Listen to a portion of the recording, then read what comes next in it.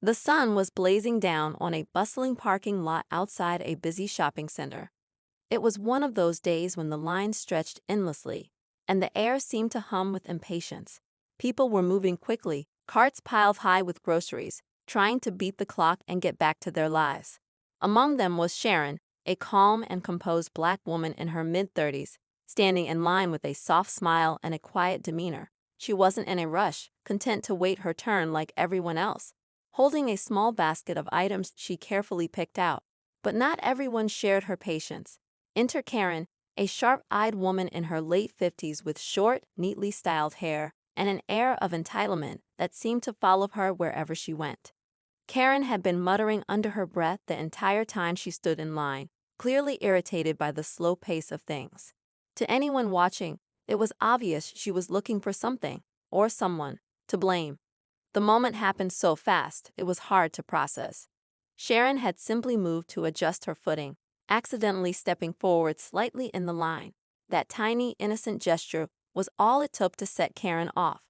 Her voice, sharp and cutting, rang out over the quiet murmurs of the crowd. "Excuse me. Do you think you can just cut in line like that?" Karen's tone dripped with accusation as she glared at Sharon. Sharon turned, surprised. "Oh, I wasn't cutting. I was just—" Karen didn't let her finish. "Don't play dumb with me," she snapped, her voice rising. "I've been waiting here just like everyone else, and you think you're special. You think the rules don't apply to you." The scene escalated quickly. Despite Sharon's calm attempts to de-escalate, Karen's frustration boiled over. In an act of shocking aggression, she reached into her bag, pulled out a can of pepper spray, and let loose, spraying it directly at Sharon. Gasps erupted from the crowd as Sharon stumbled back, her eyes burning, her hands instinctively flying up to shield her face. Chaos broke out. People shouted, some trying to help Sharon, while others confronted Karen, who stood there, unapologetic, as if she believed her actions were entirely justified. "She deserved it," Karen barked, doubling down. "People like her think they can do whatever they want." But what Karen didn't know, what she couldn't have possibly imagined, was who Sharon really was. Because 3 minutes later, after the store manager intervened and the police arrived, the truth emerged. As Sharon wiped her eyes and regained her composure, Karen's smug expression began to waver. It was in that moment, standing face to face with the woman she just attacked, that Karen finally realized the gravity of her mistake, and the look of shock on her face when she learned Sharon's identity. It was priceless. Who was Sharon? And why did this moment leave Karen absolutely stunned? Stick around, because this story is only getting started, and you won't believe how it ends. The moment felt frozen in time, the air heavy with tension. Karen, now visibly flustered, crossed her arms defensively, her bravado starting to crack. The murmurs from the surrounding crowd grew louder. Some were whispering in disbelief about what they had just witnessed, while others openly criticized Karen's behavior. Sharon, meanwhile, was being assisted by a kind-hearted bystander, who had handed her a bottle of water and a clean cloth to wipe her face. She was shaken but composed, holding her head high despite the sting in her eyes and the humiliation of the situation. The police officers who had just arrived began asking questions. One of them, Officer Daniels, stepped forward, his notepad in hand. "Ma'am," he said, addressing Karen, "we need to get a statement from you. Can you explain what happened here?" Karen, still clutching her purse tightly, took a deep breath and launched into her version of events. "It's simple," she began, her voice teetering between defiance and nervousness. "That woman tried to cut in line. I called her out, and she refused to move back. She got aggressive, so I acted in self-defense. I felt threatened." Officer Daniels raised an eyebrow, glancing at Sharon, who was now sitting on a bench nearby, her expression calm but clearly unimpressed by Karen's recounting. "Threatened?" he repeated, skepticism evident in his tone. "From someone holding a basket of groceries?" Karen faltered, her gaze darting around as if looking for support. "Well, yes. You can never be too careful these days. You don't know what people are capable of." I-88. The officer made a note and then turned to Sharon, who had quietly handed the cloth back to the helpful bystander. "Ma'am," he said gently, "can you tell us what happened from your perspective?" Sharon nodded, her voice steady and controlled. I was standing in line, like everyone else. I moved slightly forward, not to cut, but just to adjust my footing. That's when she accused me of cutting in line. I tried to explain, but she didn't want to listen. Before I knew it, she pulled out the pepper spray and used it on me. Her words were calm, almost too calm, as if she were holding back the full weight of her emotions. The crowd around them seemed to collectively agree, nodding and murmuring their agreement. Several people stepped forward, offering to give statements that matched Sharon's account. Karen's confidence visibly wavered. As the officers continued their investigation, a man in a sharp gray suit appeared, pushing through the small crowd that had gathered. His face was etched with concern as he made his way towards Sharon. "Sharon," he called out, his tone warm and protective. Sharon looked up, her expression softening slightly. "Paul," she said, her voice quieter now. Paul was Sharon's close friend and colleague, someone who knew her both personally and professionally. He knelt beside her, his hand resting lightly on her shoulder. "Are you okay? I came as soon as I heard." She nodded, though her eyes betrayed a flicker of exhaustion. "I'm fine," she said. "It's just a lot." Paul turned his attention to the officers. "What's the status here? Are charges being filed?" Karen overheard and immediately interrupted. "Charges? Against me?" I was the one feeling threatened. Paul stood, his height and presence commanding attention. "Threatened?" he repeated, his voice calm but firm. "By Sharon. Do you have any idea who she is?" Karen blinked, confused by the sudden shift in tone. "What does that have to do with anything?" Paul didn't answer directly. Instead, he looked at Officer Daniels. "I trust you'll do a thorough investigation," he said, his words carrying a weight that suggested he was someone who was used to being listened to. The officers exchanged glances, clearly trying to piece together the puzzle that was unfolding. Meanwhile, Karen's frustration grew. "Who cares who she is?" she snapped. "She's just another shopper. She's not above the law." Sharon finally stood, her composure as unshakable as ever. Her voice was quiet, but it carried an authority that silenced the surrounding chatter. "You're right," she said, looking directly at Karen. "No one is above the law. And that's something I believe in very deeply." Karen rolled her eyes, muttering something under her breath about people playing the victim. But Paul's next words stopped her cold. "She's Judge Sharon Wallace," he said, his voice cutting through the tension like a knife. "A sitting judge in this very district. And you just assaulted her." Karen's face went pale, her mouth opening and closing as if she were trying to form words but couldn't.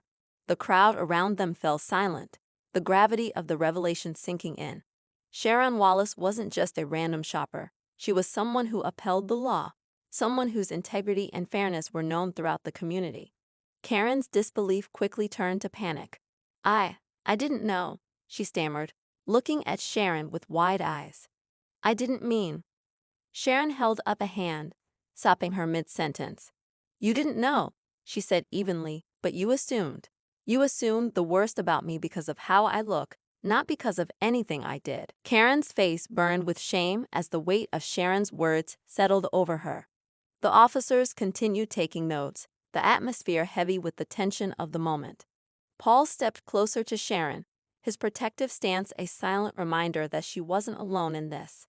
"Is there anything you'd like to add to your statement, Judge Wallace?" Officer Daniels asked, his tone respectful. Sharon shook her head. "No, officer. I trust the law will handle this appropriately." The crowd began to disperse slowly, the story of what had happened already spreading like wildfire. Karen remained rooted in place, her mind racing as she realized the full extent of her actions. What she thought was a moment of frustration had turned into something much bigger, a moment that would have consequences far beyond what she could have imagined. Sharon and Paul walked toward her car, the tension in her shoulders finally easing as they moved away from the scene. But as they reached the vehicle, Sharon paused, looking back at the now diminished crowd. She took a deep breath, her mind replaying the events of the past hour. There was still so much left unresolved, so many questions lingering in the air. And for Karen, those questions were only just beginning. Karen stood frozen in the middle of the parking lot, her mind racing with disbelief and dread. The name Judge Sharon Wallace echoed in her head over and over, as if her brain couldn't fully process the weight of it. How had this escalated so quickly? How had a minor argument in a grocery line turned into this? A public spectacle, an assault charge, and now, the possibility of facing the very woman she'd attacked in a courtroom. The thought made her stomach churn. Nearby, Sharon sat quietly in the passenger seat of her car, staring out the window as Paul drove. The events of the day played on a loop in her mind, each moment sharpening her understanding of just how fragile the line between justice and prejudice could be. This wasn't the first time she'd encountered someone like Karen, a person quick to judge, quick to assume. But this was different. The blatant hostility, the unwarranted aggression, it felt personal in a way that shook her. And yet, Sharon wasn't someone who let emotions cloud her judgment. She prided herself on staying objective, even when it wasn't easy. Paul glanced at her as he turned onto a quieter street. "You okay?" he asked, breaking the silence. Sharon sighed, her fingers tracing idle patterns on her lap. "I will be," she replied. "It's just frustrating. People like her think they can act with impunity because they believe the world revolves around them." Paul nodded, his grip on the steering wheel tightening. "You handled it well, better than most people would have in your position." Sharon gave a small smile, though it didn't reach her eyes. "I didn't feel like I had much of a choice. Losing my temper wouldn't have helped anyone, least of all me." Paul considered her words for a moment, then said, "Are you going to press charges?" The question lingered in the air, heavy and unresolved. Sharon didn't answer right away. Instead, she looked out the window, watching the buildings blur past. Pressing charges would be the logical thing to do. Karen had committed a crime, after all. But Sharon also knew the potential fallout. Karen would likely argue she acted out of fear, using the same coded language so many others had used before her. Sharon had seen it in court countless times, people justifying their actions with thinly veiled prejudice, disguising their bias as self-defense. Meanwhile, back at the grocery store, Karen finally began to realize the gravity of her situation. The officers had taken her information, and though she wasn't officially under arrest yet, it was clear that this wasn't something she could simply brush off. Her face burned with humiliation as she overheard snippets of conversation from the remaining bystanders. "I can't believe she did that," one woman whispered to her friend. "To a judge, of all people." "Not just any judge," the friend replied. "Judge Wallace. She's been on the bench for years. She's fair, but doesn't tolerate nonsense." Karen's stomach sank further. She hadn't known who Sharon was, but now that she did, her actions seemed even more reckless. What had she been thinking? But even as regret crept in, another part of her bristled defensively. She hadn't meant for things to get so out of hand. She'd just been frustrated with the line, with the heat, with life. It wasn't her fault things had escalated, was it? Later that evening, Sharon sat at her kitchen table, a cup of tea in her hands. The house was quiet, the kind of stillness that usually brought her peace. But tonight, it felt suffocating. Her phone buzzed with messages from friends and colleagues who had already heard about the incident. News traveled fast in their community, and it seemed everyone had an opinion on what she should do next. "Take a stand," one message read. "People like her need to learn there are consequences for their actions." Another message said, "You're the bigger person, Sharon. Don't stoop to her level by dragging this out." Sharon sighed, setting her phone down. She appreciated the support, but the decision wasn't so simple. This wasn't just about Karen. It was about what her actions represented, a broader pattern of entitlement and bias that Sharon had spent her entire career fighting against. If she let this go, would it send the wrong message? But if she pursued charges, would it just fuel more division? The next morning, Karen sat in her own kitchen, staring at the untouched coffee in front of her. The reality of her situation was sinking in fast. Her husband, Mark, had come home late the previous night, and she hesitantly told him what had happened. His reaction had been a mix of disbelief and anger, not at Sharon, but at Karen. "What were you thinking?" he'd asked, pacing the living room. "Do you have any idea what kind of trouble this could bring?" Karen had tried to explain, but the words felt hollow even as she said them. I didn't know she was a judge, she muttered, as if that somehow excused her actions.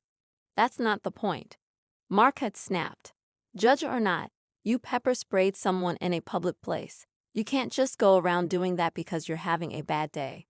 Now, as she sat alone, Karen replayed their conversation, feeling a pang of guilt. She hated admitting she was wrong, but deep down, she knew Mark was right. Her actions had been impulsive, driven by a mix of frustration and assumptions she didn't want to confront. But what could she do now? Apologize. Would Sharon even listen? Across town, Sharon was meeting with Paul and another close friend, Lisa, who also happened to be a lawyer. The three of them sat in Sharon's living room, discussing the situation. You have a solid case, Lisa said, her tone professional. There are witnesses, and the store's security cameras likely captured everything. If you decide to press charges, Karen doesn't stand a chance. What I want? Sharon asked, her voice tinged with uncertainty. This isn't just about winning a case. It's about setting a precedent, and I don't know if dragging this through the courts will achieve that. Lisa leaned back in her chair, considering Sharon's words. You're right, she said after a moment. This is bigger than just you and her. But sometimes, holding someone accountable is the only way to make them, and others, understand the consequences of their actions. Sharon nodded slowly, the weight of the decision pressing down on her. She didn't want to be the kind of person who sought retribution, but she also couldn't ignore what had happened. Karen's actions had been unacceptable, and letting them slide felt like a betrayal of everything Sharon stood for. As the day wore on, both women found themselves grappling with the same question: what happens next? For Sharon, it was a matter of justice and principle. For Karen, it was about redemption and facing the consequences of her choices. And for everyone watching, it was a story that highlighted the complicated intersection of privilege, bias, and accountability, one that was far from over. The air felt charged with an unspoken tension as Sharon arrived at the courthouse that Monday morning. The weight of the weekend's events sat heavily on her shoulders, but outwardly, she maintained her usual calm and composed demeanor. It wasn't just about how she felt. This was about sending a message. As a judge, Sharon knew that every action she took was scrutinized, every decision examined. Today, however, she wasn't in court to preside over a case. Today, she was at the center of one. Inside, the courthouse buzzed with quiet energy. Lawyers shuffled between courtrooms, clerks hurried to deliver paperwork, and the faint hum of murmured conversations filled the halls. Sharon walked confidently through the building, her heels clicking against the polished floor. Heads turned as she passed, some faces filled with curiosity, others with subtle nods of respect. Everyone had heard about the incident by now. Rumors spread quickly in their tight-knit community, and Sharon's presence only heightened the sense that something big was about to happen. Karen, meanwhile, sat nervously on a bench outside one of the courtrooms, her leg bouncing uncontrollably as she gripped the edge of her handbag. She had barely slept the night before, her mind consumed with what lay ahead. Her lawyer, a sharp and pragmatic woman named Veronica, sat beside her, flipping through a folder of documents. You need to stay calm, Veronica said without looking up. Her tone was measured, but there was an edge of impatience. The more emotional you get, the worse you'll look. Karen swallowed hard and nodded. I didn't mean for any of this to happen, she muttered, almost to herself. Veronica paused and finally looked at her. Intent doesn't erase impact, she said bluntly. That's what you need to understand. You acted impulsively, and now you're facing the consequences. Our job is to make sure those consequences don't ruin your life. Karen didn't respond, her gaze fixed on the floor. She felt small, vulnerable, like the walls of the courthouse were closing in around her. She had spent the last few days replaying every second of the confrontation with Sharon, trying to pinpoint the exact moment everything spiraled out of control. But no matter how much she rationalized, she couldn't escape the truth. She had overreacted, and now she was paying the price. At the same time, Paul stood outside Sharon's office, waiting for her to finish a brief meeting with Lisa. He could tell she was putting on a brave face, but he knew her well enough to see the cracks in her composure. When Sharon finally emerged, he greeted her with a small smile. Ready for this? He asked gently. Sharon sighed, smoothing the front of her blazer. As ready as I'll ever be. Paul walked beside her as they headed toward the courtroom. Whatever happens, you've already shown incredible strength. People are watching, Sharon. They see how you've handled this, and it matters. She glanced at him, her expression softening. Thanks, Paul. I just hope this isn't for nothing. As they entered the courtroom, the atmosphere shifted. The quiet hum of the hallway was replaced with the gravity of the space. Karen was already seated at the defendant's table, her posture stiff and her eyes darting nervously around the room. Sharon took her place on the opposite side, joined by Lisa, who offered a reassuring nod. The judge presiding over the hearing, a seasoned woman named Judge Carter, entered the room moments later, her presence commanding immediate respect. All rise, the bailiff announced, and the courtroom rose in unison. Once everyone was seated, the proceedings began. Karen's lawyer presented a plea for leniency, arguing that Karen's actions, while misguided, were not premeditated and stemmed from a moment of poor judgment. Veronica highlighted Karen's clean record and emphasized her willingness to make amends. But as the arguments unfolded, it became clear that no amount of polished language could erase the severity of Karen's actions.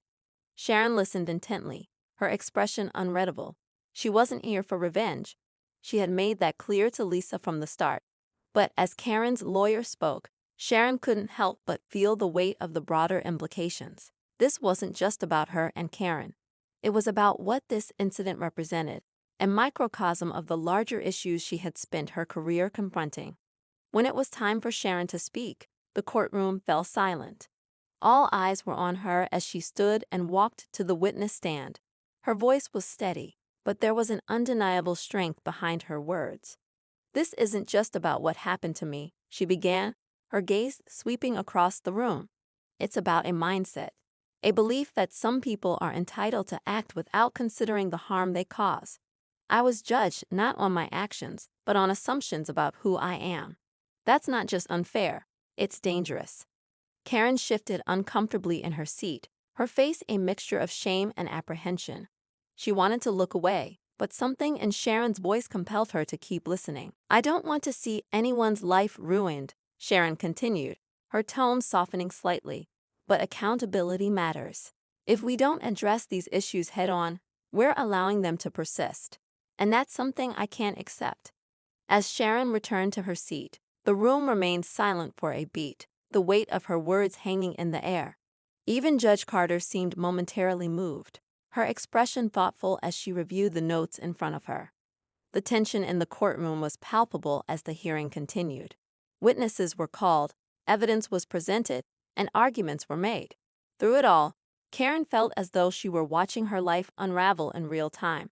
She had come to the courthouse hoping for some kind of resolution, but now, she wasn't sure what that would even look like.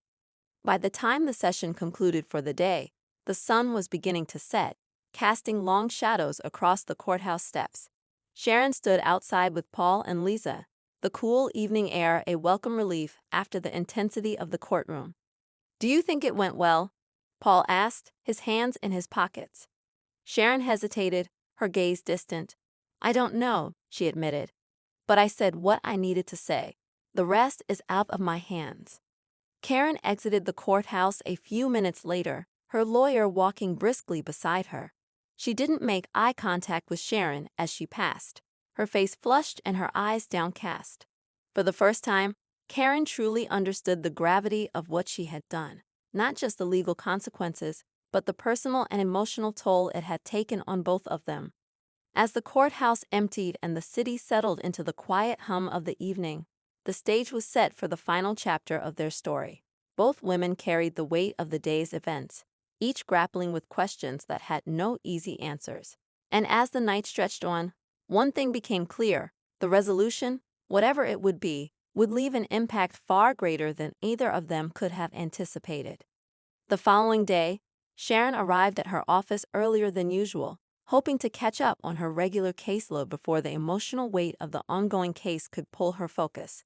She had just settled into her chair, the soft glow of her desk lamp casting long shadows across stacks of files, when her phone buzzed. It was Lisa, and her tone on the other end was unusually urgent. Sharon, Lisa began, her voice tight with concern. Something's come up. I need you to see this. Before Sharon could ask for clarification, Lisa sent a link to a video. Sharon opened it hesitantly, unsure of what to expect. The video, shaky and clearly recorded on someone's phone, was taken from a distance inside the grocery store. It captured the exact moment Karen used the pepper spray. But what caught Sharon's attention wasn't the attack itself. It was what happened just before. The angle showed Karen confronting a man, not Sharon, in the checkout line. The man, clearly flustered, stepped aside quickly as Karen waved her hands and raised her voice. Seconds later, Karen turned towards Sharon, seemingly carrying her frustration from one target to the next. Sharon leaned back in her chair, replaying the clip.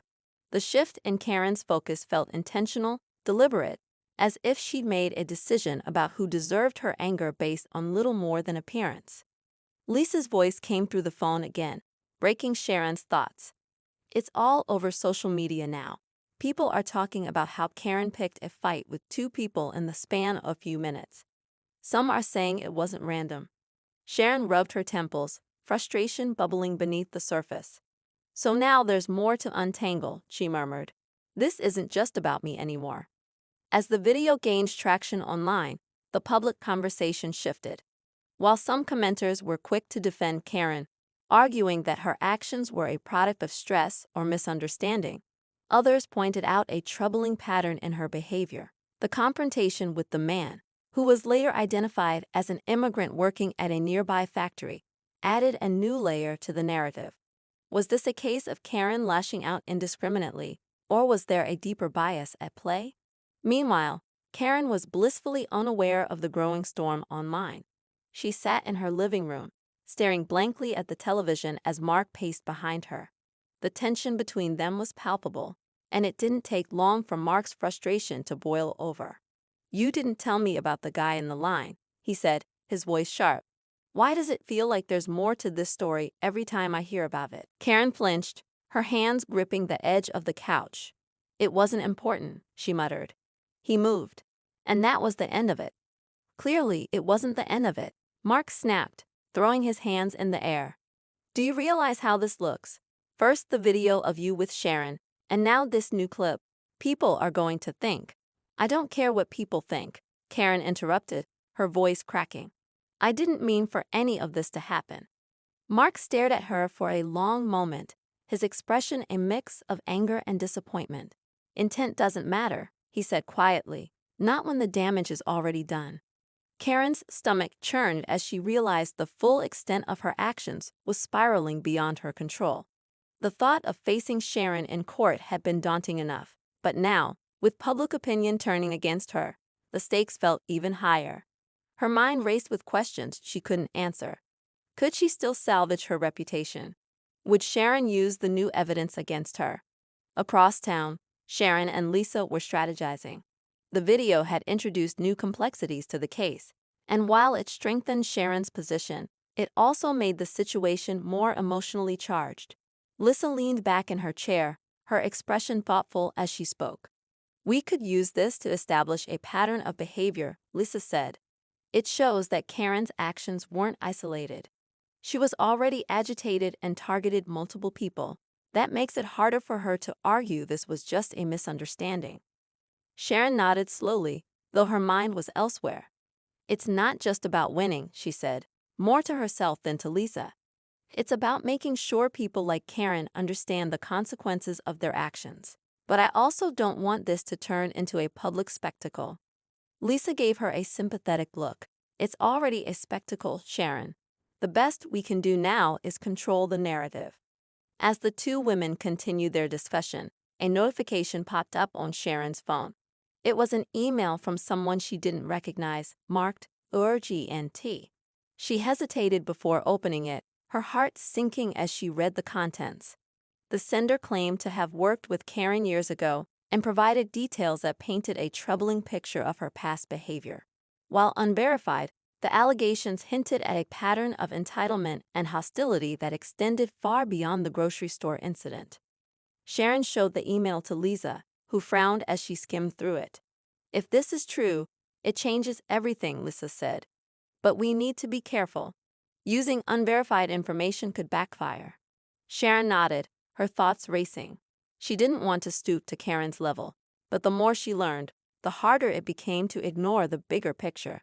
This wasn't just about her own experience anymore. It was about holding Karen accountable for a lifetime of unchecked behavior. Still, Sharon knew she had to tread carefully. The last thing she wanted was to let her personal feelings cloud her judgment. As the day wore on, the tension between the two women reached a breaking point. Karen, feeling cornered and desperate, decided to take matters into her own hands. She contacted Sharon directly, leaving a voicemail that was equal parts apology and defense. Her voice trembled as she spoke, oscillating between remorse and defiance. "I just want to say I'm sorry for everything that happened," Karen said. "But you have to understand, I'm not a bad person. I was stressed, and I made a mistake. I didn't know who you were. If I had, I never would." She stopped herself, realizing too late how her words sounded. "I mean, I didn't mean to target you. Please, can we just talk? There's more to this than you realize." When Sharon listened to the voicemail later that evening, it left her with more questions than answers. Karen's words felt rehearsed, yet there was an undercurrent of fear that Sharon couldn't ignore. Was Karen truly remorseful, or was this another attempt to manipulate the situation in her favor? The uncertainty gnawed at Sharon, adding another layer of complexity to an already tangled web. As the case barreled toward its climax, both women found themselves standing at a crossroads. For Sharon, the choice was whether to pursue justice at all costs or find a way to bridge the divide. For Karen, it was about confronting the truths she had long avoided, even if it meant losing everything in the process. And for everyone watching, it was a reminder that the line between right and wrong is rarely as clear as it seems. The courtroom was silent, a heavy tension settling over everyone present as the final day of the hearing began. The public interest had reached a fever pitch, with reporters stationed just outside the courthouse and a steady stream of updates circulating online. Sharon sat at her table, calm but focused, her hands folded neatly in front of her. Across the room, Karen looked pale and drawn, her once defensive demeanor replaced by something more subdued, an acknowledgement, perhaps, that she was no longer in control of the narrative. The morning unfolded with testimony from character witnesses, each one adding a new layer to the already complex case. For Sharon, these moments were a mix of vindication and frustration. Friends and colleagues spoke about her integrity, her fairness, and her ability to remain composed under pressure, painting a stark contrast to the behavior Karen had displayed. But as Karen's witnesses took the stand, Sharon noticed a pattern. Many of them seemed hesitant, their words carefully chosen, as if they were trying to avoid revealing too much. It only deepened Sharon's suspicion that there was more to Karen's story than anyone had acknowledged. Then came the moment everyone had been waiting for. Karen took the stand. Her lawyer had coached her extensively, and Karen's voice was steady as she recounted her version of events. She admitted to feeling overwhelmed and stressed that day, insisting that her actions were impulsive rather than malicious. But as she spoke, Sharon couldn't shake the feeling that Karen was holding something back. The courtroom listened intently, the air thick with anticipation, as Karen concluded her testimony with a tearful apology directed at Sharon. "I know I made a terrible mistake," Karen said, her voice cracking. "I can't take back what I did, but I want you to know I'm truly sorry. I acted out of frustration, not hatred. Please believe me." The room was still as Sharon considered Karen's words. Part of her wanted to believe the apology was genuine, but another part of her remained skeptical. Before she could fully process her thoughts, the judge called for a brief recess. Sharon stepped out into the hallway, needing a moment to collect herself. It was during that recess that the unexpected twist unfolded. Lisa approached Sharon with a folder in her hand, her expression grave. "You need to see this," Lisa said, handing over the documents. Sharon opened the folder, her eyes scanning the pages. At first, she wasn't sure what she was looking at, but then it clicked. The documents revealed a series of complaints filed against Karen over the years, many of them involving similar incidents, public confrontations, accusations of bias, and a pattern of targeting individuals she perceived as different. One complaint, in particular, stood out. It detailed an incident at a previous job where Karen had clashed with a coworker, making derogatory remarks that ultimately led to her dismissal. The complaint had been quietly settled, but the details were damning. Sharon felt a surge of anger and disbelief. Karen's actions weren't isolated or impulsive. They were part of a long-standing pattern. Back in the courtroom, Sharon stood to deliver her final statement. She didn't rely on the newly uncovered evidence, knowing that it wasn't formally admissible. Instead, she spoke from the heart, her words measured but powerful.